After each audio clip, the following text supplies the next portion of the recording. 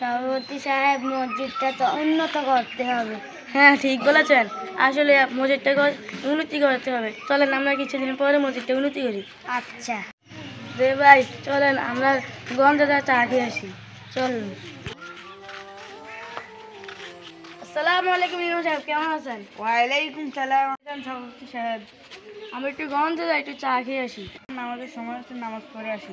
যান, আমরা আসতেছি। আচ্ছা, নামাজের সময় আছে, আপনি দ্রুত চলে আসুন। আচ্ছা, আপনি যান, আমি আসি।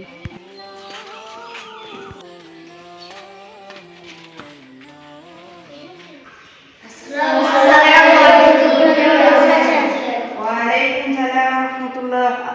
আলহামদুলিল্লাহ, ভালো। আপনারা কেমন আছেন?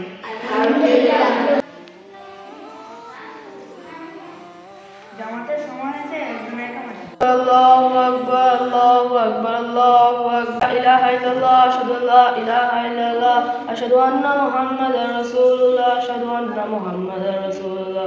হাইয়া আলাস সালাহ, হাইয়া আলাস সালাহ, হাইয়া আলাল ফালাহ, হাইয়া আলাল ফালাহ। قد قامت الصلاة، قد قامت الصلاة. الله أكبر، الله أكبر. لا إله إلا الله. الله أكبر.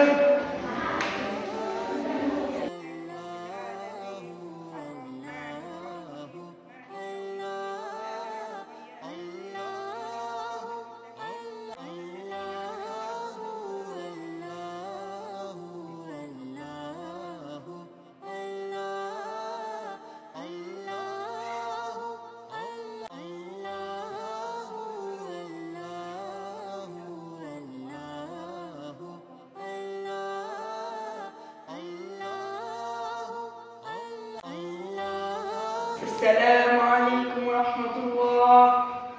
السلام عليكم ورحمة الله. ইমাম সাহেব, আপনি তো দেরি করে নামাজ পড়েন কেন? নামাজ হচ্ছে আল্লাহর জন্য। নামাজ সুন্দরভাবে আস্তে আস্তে পড়তে হবে।